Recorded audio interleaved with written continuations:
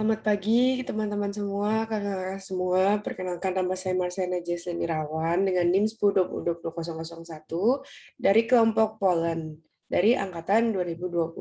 Nah, pada video kali ini saya ingin menjelaskan tentang apa yang saya dapati dari 5 materi yang sudah saya ikuti selama 3 hari UMSO 2021.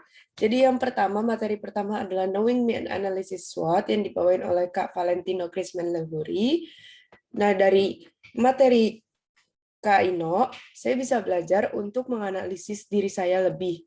Nah, Kak Ino kasih cara yaitu dengan analisis SWOT, yaitu strength, weakness, opportunity, sama threats. Nah, dari situ saya bisa lebih mengenal diri saya sendiri, kekurangan, kelebihan, apa saja yang bisa menghambat, sehingga dalam penerapan sehari-harinya mungkin saya bisa berpikir tentang solusi-solusi apa yang mungkin bisa membuat saya menjadi lebih baik. Seperti misalnya, salah satu weakness saya adalah kurangnya percaya diri, sehingga penerapannya dalam sehari-hari adalah mungkin untuk lebih lebih grateful for myself gitu kalau saya mempunyai kelebihan yang mungkin orang lain tidak punya, mungkin mereka punya.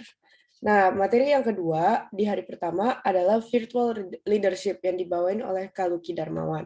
Nah, dari materi ini saya bisa mendapat tentang apa sih tipe-tipe leadership di dunia ini. Lalu ada 3 tips untuk menjadi orang yang memiliki skill leadership yang baik seperti set goals, consistent, sama be creative. Nah, dari 3 tips ini yang saya dapat, kalian bisa menerapkannya ketika ingin melakukan sesuatu, karena leadership itu bisa diambil dari mana, bisa terjadi di mana aja, tidak harus di organisasi dan menjadi pemimpin. Bisa saja leadership itu mengatur diri sendiri juga.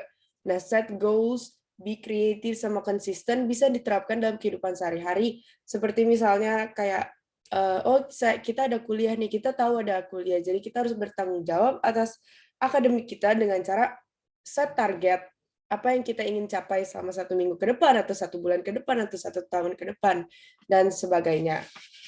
Lalu, materi yang ketiga, atau materi pertama di hari kedua, adalah Conflict and Resolution yang dibawain oleh Kak Nathaniel Hiwandika.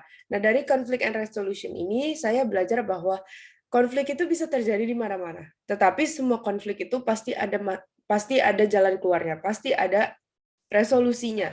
Nah, hal tersebut itu juga membantu saya untuk berpikir kayak, oh ya, ini masalah, kita harus cari jalan keluar. Nah, cari jalan keluar jika konflik ini terjadi antara 2 pihak ataupun lebih, bisa dengan cara bernegosiasi.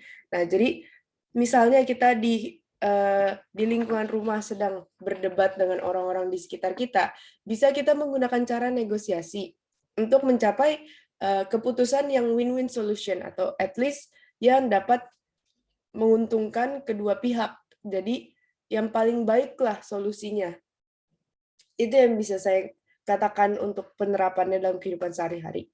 Nah, selanjutnya di hari kedua ada juga materi Integrity, Trust, and Respect yang dibawakan oleh Kak Najwa Din Hasanah. Nah, dari materi ini saya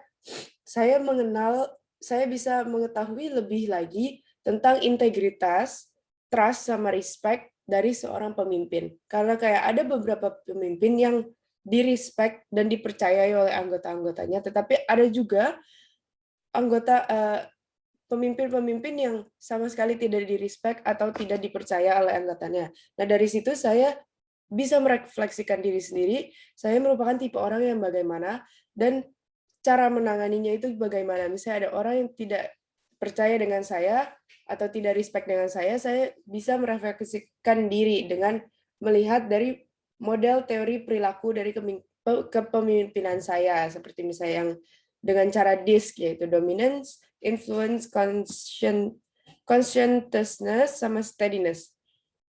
Jadi lebih merefleksikan diri saja. Nah, lalu materi yang terakhir ada project planning yang dibawakan oleh Kak Darwin Manuel. Nah, dari materi ini saya belajar tentang project planning itu sendiri. Jadi, apa sih sebenarnya project planning? Gimana sih caranya project planning? Gimana cara membuat suatu tugas itu yang baik dan mendapatkan hasil yang baik juga. Nah, Terus penerapannya dalam sehari-hari dapat digunakan dengan SMART method. Jadi jika kita mau melakukan sesuatu, kita bisa dilihat dari sisi SMART method. Kita bisa menganalisanya terlebih dahulu. SMART itu spesifik, kita mau mencapai apa, tujuannya apa, alasannya apa. Lalu M itu ada measurable, itu kayak harus diselesaikan apa aja. Lalu yang ada achievable, ini kita realistis nggak?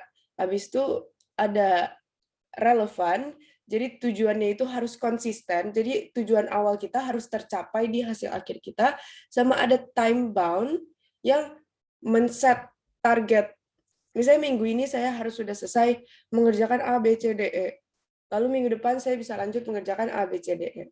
Nah, itu saja yang saya bisa sampaikan pada video kali ini tentang apa yang saya dapat selama 3 hari di UMSO ini dan penerapannya bagaimana di contoh kehidupan sehari-hari. Nah, terima kasih teman-teman semua telah menonton video hari ini. Semoga bermanfaat.